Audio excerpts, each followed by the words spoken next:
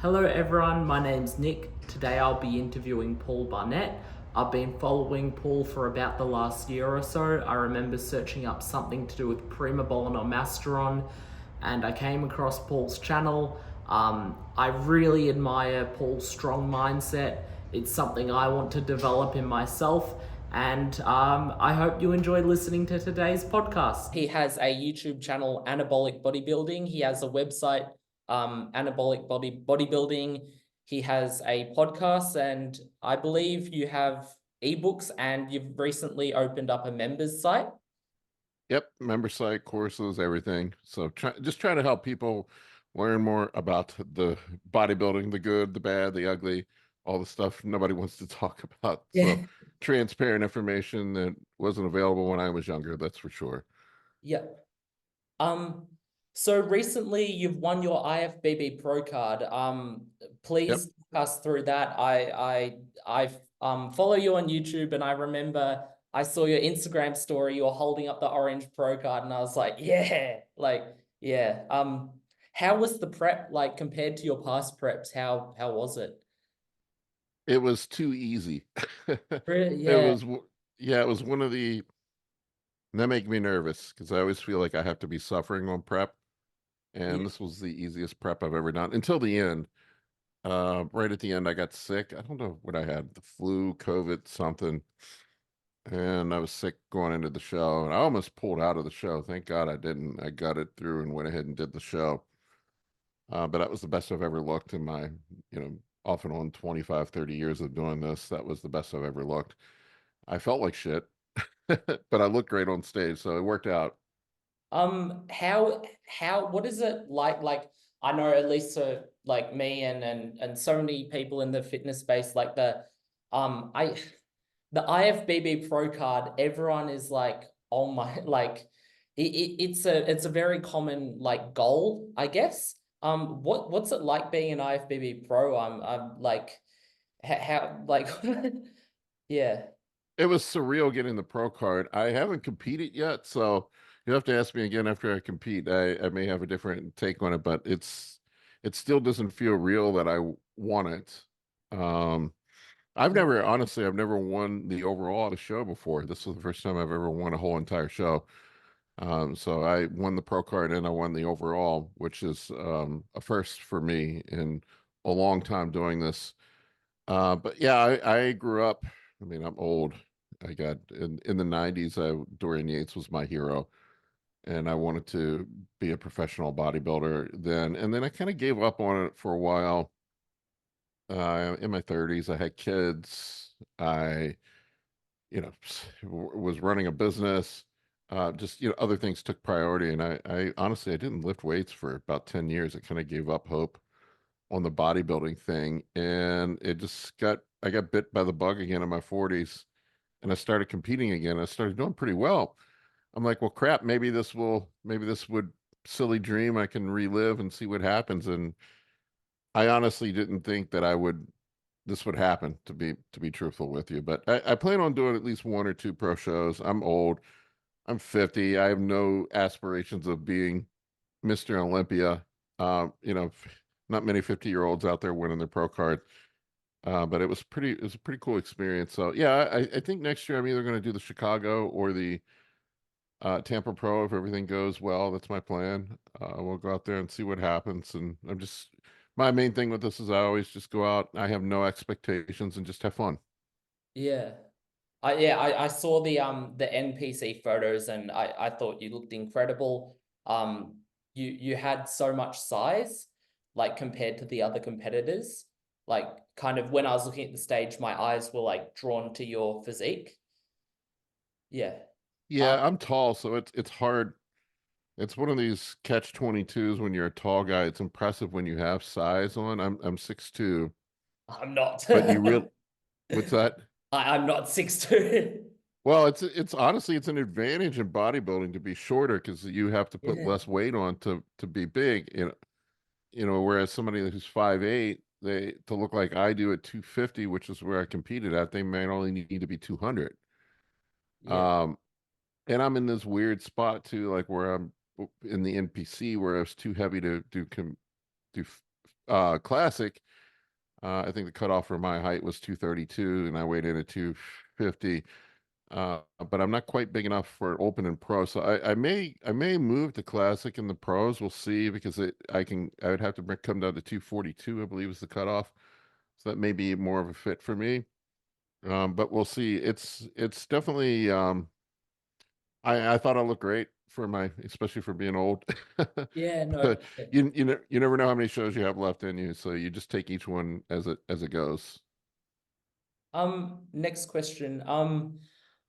What made you first start going to the gym? Like, what was your I what kind of was like that catalyst moment where you said like do you play other sports and then you were like move into bodybuilding or It was a very shallow thing. I remember being a kid and seeing Arnold Schwarzenegger in movies, and I'm like, I want to look like that guy. yeah. And I am dating myself here again. I bought his Encyclopedia of Bodybuilding, which pretty much everything he told you to do in that book was wrong. Yeah. but but I bought his Encyclopedia of Bodybuilding and I started doing his training routine. I think I was 16, 17, something like that. And I joined the gym and I started working out. I had no idea what I was doing. I don't think I made any progress the first couple of years I I'm lifted because exactly the same. I I wasn't eating enough. I didn't know what I was doing. um My next question. At what point did you start kind of getting more into bodybuilding? I think like at least to me, I kind of like went to the gym and kind of didn't like know what I was doing that much. And then I kind of like later on, kind of when I was like 19, I started to take it more seriously. What kind of was there like a catalyst moment where you kind of like started to take it more seriously or Probably like what you were saying around 19. I didn't understand nutrition and I started taking some nutrition classes and reading books about nutrition. And I think this is a part that a lot of young bodybuilders don't understand. They want to focus on PEDs and things like that, but really yeah. at the end of the day, I've seen a lot of guys on PEDs that look like crap. It's Oh, the nutrition really. The nutrition is really the hardest part. yeah. That's the part that if you really are serious about being a bodybuilder and you want to be a bodybuilder, you have to master that part. But there's an old saying that powerlifting is one in the gym, bodybuilding is one in the kitchen. Yeah. I And definitely that is the truest thing I've ever heard. And that is the part that you have to learn how to master. And then most like I work with a fair amount of young guys that I coach, and I'll see that they have the gym part down. I love the gym. I love being in the gym. I love training hard. But I had no idea what to do with the food. And the food's really the hard part. Meal prepping, weighing and measuring everything, getting your brain wrapped around how you can change your body composition through food and being patient too, because the changes come slow. um my next question is how I remember on a podcast you said you studied computer science and also Yeah, yeah, fit. right. How did you balance computer science with bodybuilding? Like what was it like? Obviously those two things are very like consuming, I guess. They're, like yeah. Well, I think it kind of serves well for bodybuilding. Actually, I've noticed that there's quite a few people that are good at bodybuilding that are technical minded, whether they're engineers, IT guys, scientists. There's a lot of technical aspects to bodybuilding that you have to master. Hormone manipulation, understanding nutrition. Nutrition is very technical. Training can be very technical, and problem solving, figuring out how, like, when there's something that needs to be fixed, how you go about fixing that. And I think that's something you learn as a science major, as a computer science major. You put an input in, you get an output out, and that's something that I think is beneficial for bodybuilding. I found that it was helpful for me from a problem solving aspect. I think a lot of guys just blindly go in the gym and just do what they hear everybody else doing. And I actually took the the time, and I think some smarter people will do this, and ask why. Why are you doing this? Does this make sense? And there's some things that did make sense. There's some things that didn't make sense. And I tried to find the most efficient path from point A to point B with everything I do, whether it's food, PEDs, whether it's nutrition, whatever it is to find the most optimal way to train, to eat, to optimize my hormones, to be successful on the stage. And with computer science, when you're writing a line of code, the shortest line of code is the best. Having the most efficient code is the best. It's the same thing with bodybuilding. And I have found that distilling things down to its essence and finding this stuff, cutting out all the unnecessary and finding the stuff that really works and focusing on those things and repeating that over and over. And that's a process that you learn in computer science, I think applies very well to bodybuilding. My next question is, I guess you answered this before. What do you think is more important, the diet or the training? I always go with diet. I mean, it's not to say the training isn't important, but I think you get to a certain point. I do, let me back up a little bit. I think there is an optimal way to train for hypertrophy. And as I mentioned just previously, there is a most efficient path from point A to point B. That's not to say there aren't other paths from point A to point B that can work. But ultimately, when you look at bodybuilding, most bodybuilders train in a pretty similar fashion. Some guys do a little more volume, some guys do a little less volume, but essentially they train in the same way. It's there's some nuance to it. I do think you need to train with the intent of producing hypertrophy while not getting hurt. That's also another important thing. I'm not saying to train scared, but if you're constantly beat up, you're not going to be able to push hypertrophy. I think that's where a lot of young guys get confused as well. They don't think they think they need to be a power lifter to be a bodybuilder. They're two very different things. You'll see, which is an odd thing. It's kind of a side rant here. I'll see that power lifters are very specific. They train very specifically for their sport, and a lot of times I'll see young bodybuilders, not the guys at the advanced level, but young bodybuilders that are all over the place. They're training like Olympic lifters. They're training like they're swinging kettlebells. They're doing all this stuff. And I'm not saying there's anything necessarily wrong with swinging kettlebells, but it's not something that would be conducive for bodybuilding, right? So I think you need to focus on the stuff that works really well, perfect your form in such a fashion that it meets hypertrophy needs, and then just progress from there. It's really that simple. And most bodybuilders that are advanced level figure that out.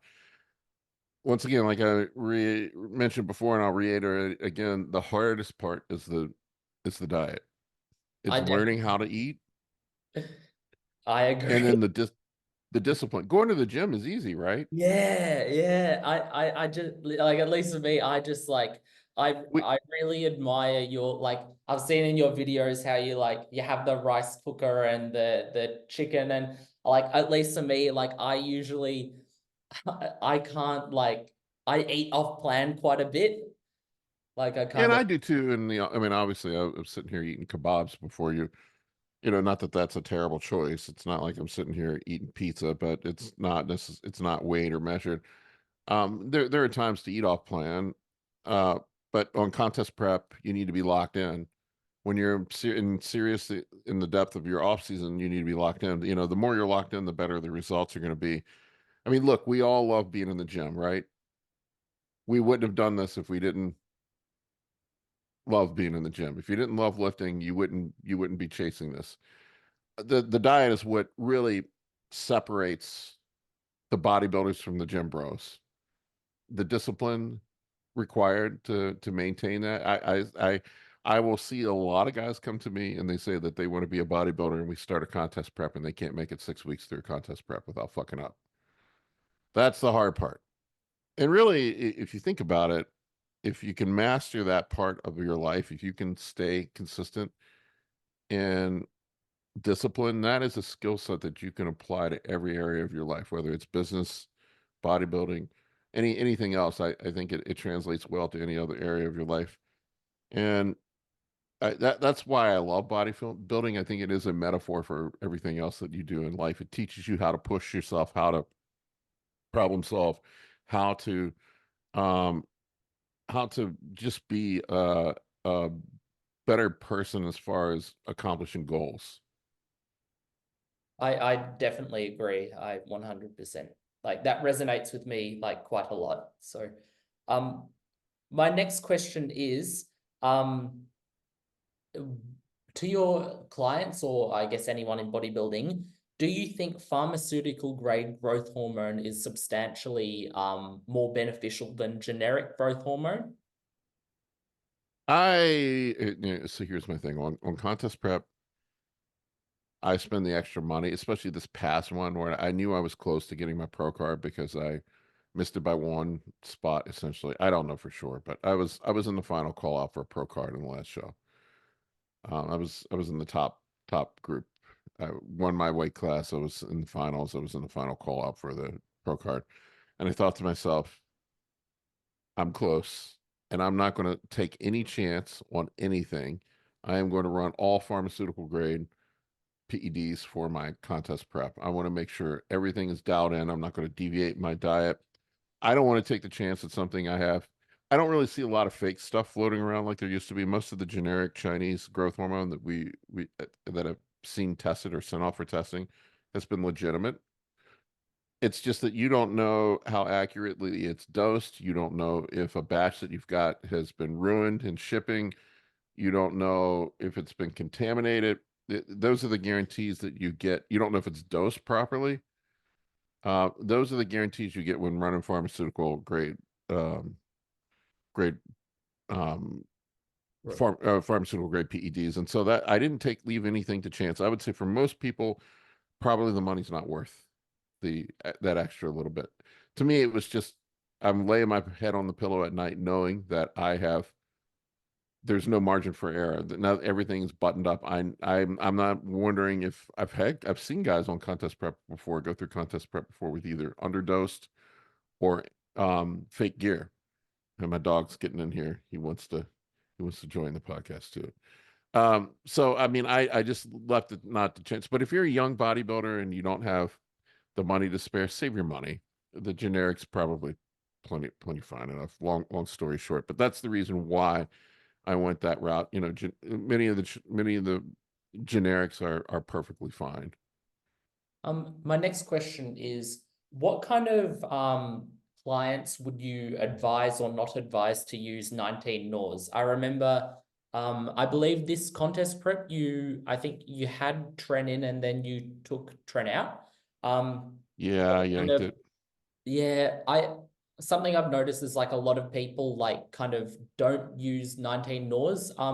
What kind of clients would you recommend like 19 NORs to, and which ones would you recommend to stay away from? I would say anyone who's prone to any sort of anxiety or depression, any sort of mood issues, mental illness, 19 Norris are a wild card. It's a spin the wheel. You might be fine, you might not, and I may consider using them again at some point. It's just they're very powerful. They work great. I like for me like Deca. I find that nothing adds size to me better than Deca does. But it's also spin the wheel of social anxiety and panic attacks for me, which is Yeah. not worth it. Yeah, I think, yeah, I And think, I have had some anxiety in the past.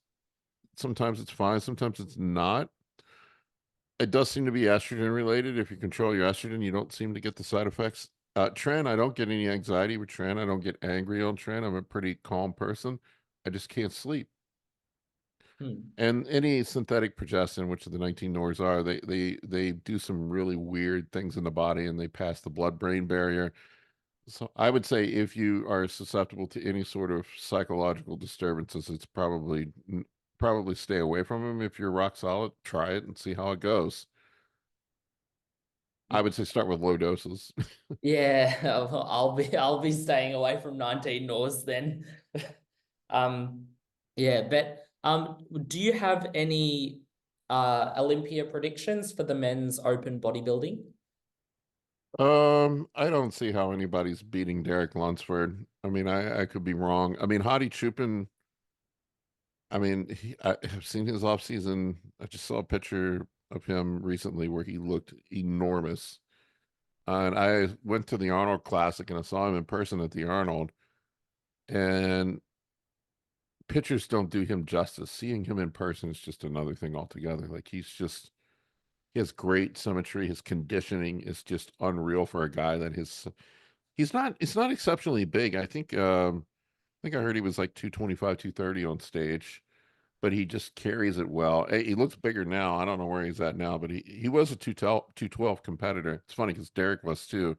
Seems to be the 212 guys, ironically, the short guys do better in And bodybuilding.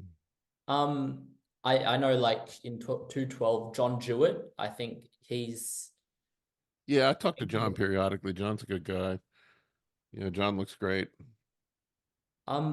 My next question is, what are three things you would recommend to people kind of who are into bodybuilding and kind of want to like considering using PEDs? What kind of advice would you recommend like to a guy who's like in his late teens or early 20s and kind of is thinking about using gear? Like, yeah, what three things would you recommend? Well, I mean, the big thing, I'll give you the speech that I give everybody who's considering it. I call it getting bit by the vampire. Once you start, I hear guys say, I just want to do one cycle. There is no such thing as one cycle. Yeah, It's one cycle for the rest of your life, usually. You just got to make sure it's really what you want to do. They work exceptionally well. They are amazing, and it's hard to live life without them once you start them. yeah, That's the part. It's there's You don't get addicted to them like you would say heroin or cocaine. They aren't psychologically active. But feeling like Superman in the gym, you just get used to it, and then you go back to training natural, or even like when I'll come down to TRT. Sometimes I'm just like, oh shit, this is what it feels like yeah, to be to it's sort of like Marvel, taking the super juice and turning into a superhero, being Captain America and then going back to being a regular guy. It's like, no, this is no fun. This is yeah, no fun. So it's like getting bit by the vampire. Once you get bit by the vampire, you're always a vampire. So I would say consider it carefully. I'm not one to lecture people and tell them not to do it. I was very young when I started. I was probably 19, 20 years old. I don't remember. I was in college.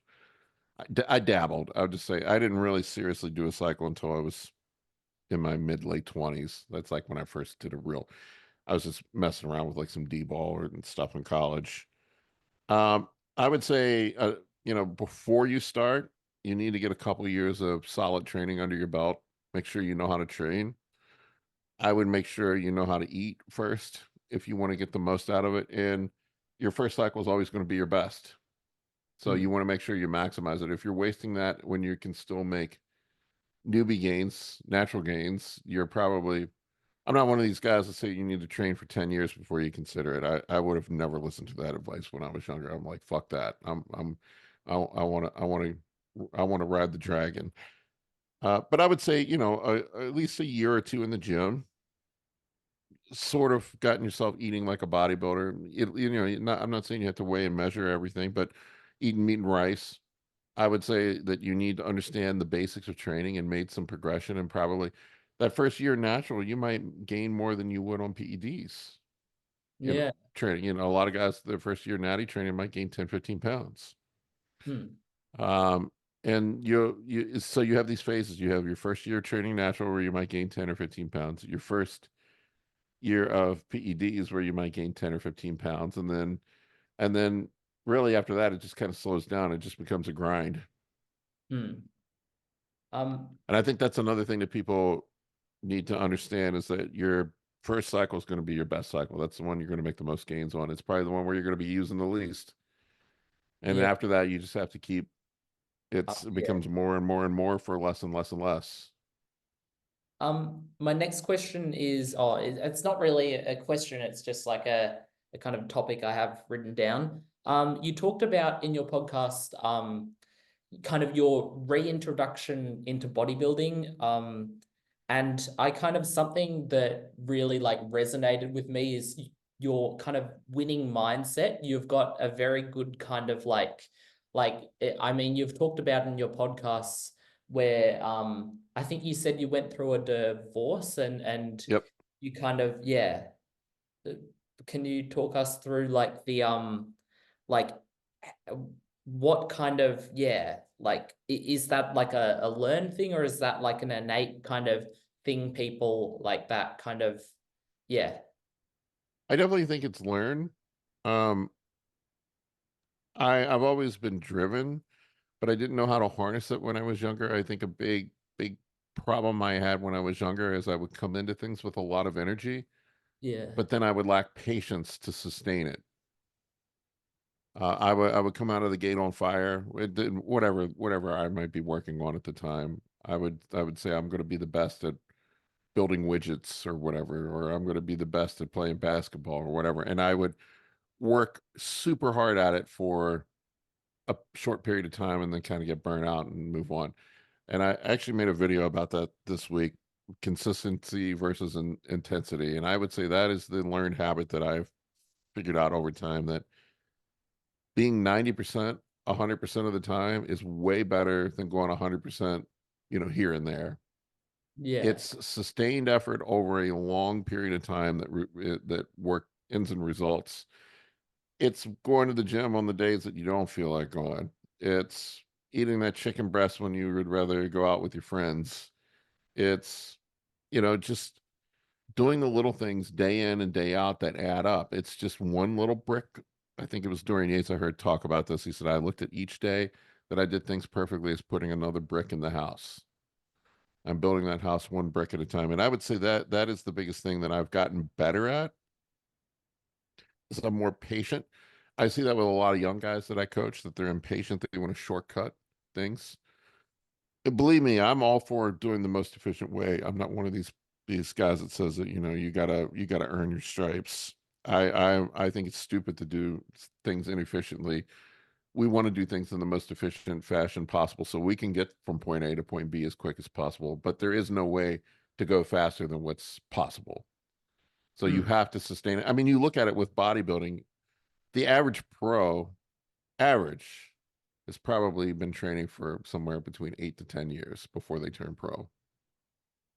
That's 8 to 10 years of likely weighing and measuring food. That's 8 to 10 years, or probably at least half of it taking PEDs.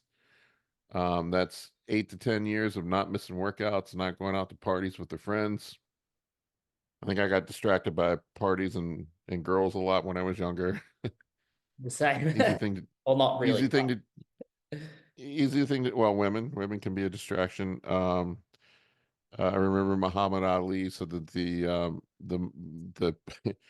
the hardest punch he ever tried to dodge was staying away from women. That's yeah what got him, and I'm not saying you shouldn't date or anything, you should be absent, but it can, things like that can distract you. Video games, women, bad habits, going out to party with your friends. And it's fine to do that stuff once in a while. I play video games. I have a wife. I'll go out and have a drink with friends once in a while, but it's not, doesn't define my life. mm. My goals come first. My next question is talk us through like the kind of the growth of anabolic bodybuilding. You've got the website and the podcast. Um, Kind of how did that like growth of the brand happen? Like how? Sort of, it's weird, man, sort of by accident. I My training partner, I've trained people here locally, and I get a lot of people ask me questions at the gym, and he was just like, man, you need to put a YouTube channel up and just answer questions there and tell people to go watch the YouTube channel. So I made some PED profile videos. I put some commonly asked questions that I get asked at the gym up there on the YouTube channel, with the intent of having people from the gym that ask me questions, I could direct them there for information. And then I noticed like it would be like 500 people, 600 people, 1,000, 2,000, 5,000. and it was like a couple 100,000 people watching my stuff every month, and I'm like, oh, okay, this has got some legs to it. So it just kind of took off by itself. I mean, I've run businesses my entire life. I just retired as a CEO of an IT company, and I just now I'm sort of treating it like a business. I haven't before. But at the same time, I want to walk the line. I want to balance. I don't want to, I still want to give people plenty of free information. I don't want to abuse people like that. But if people want more, have a place where they can get more information. I've been very free flowing with the information. I think pretty much everything you'd want to know you can find for free on either my Instagram or YouTube channel. But at the same time, it's what I'm making a living from. Mhm. So coaching, education is really where I want to be, is helping people learn.